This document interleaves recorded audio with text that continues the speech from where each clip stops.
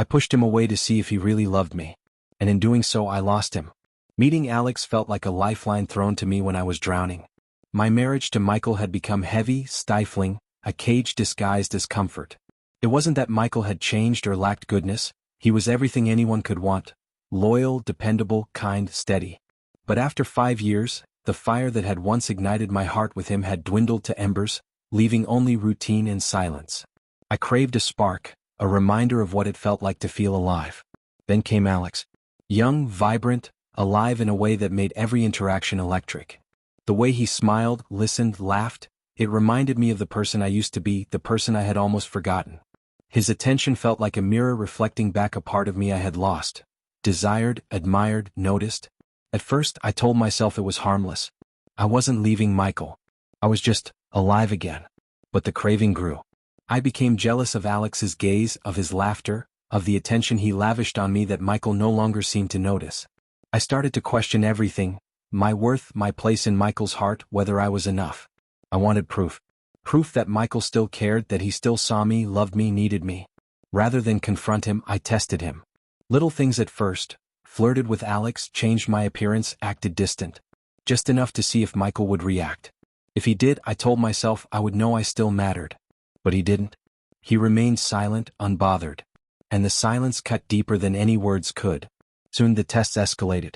I sought Alex out, needed his attention, craved his validation.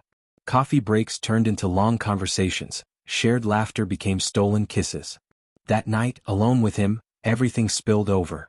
One kiss led to another, and in that moment, I felt alive in a way I hadn't in years. But the thrill came with a heavy weight. Guilt gnawed at me, yet I couldn't stop. I convinced myself it wasn't serious, that it was a mistake, but deep down, I knew it was more than that. It wasn't Alex I wanted, it was the feeling I'd lost, the excitement I'd denied myself.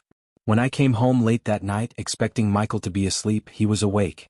Sitting there, exhausted, worn down not just physically, but emotionally, carrying the weight of a marriage I hadn't realized I'd been eroding. I lied. Said I was out with a friend. The lie felt like a stone in my chest. The next day everything came crashing down. Michael had spoken to a lawyer. He wanted a divorce.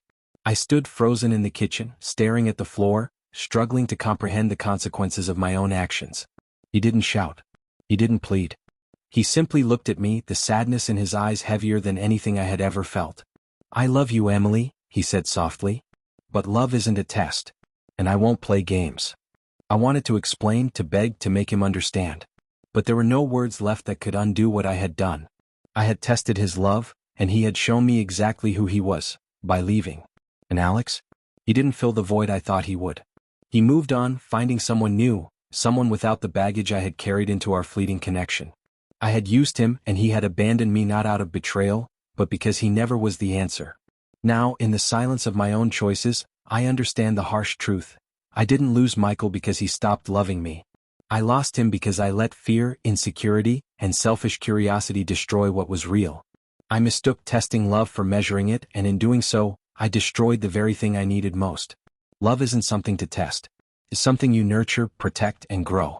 I forgot that. And now, all that remains is the painful lesson that the heart you try to challenge is the one you risk losing forever.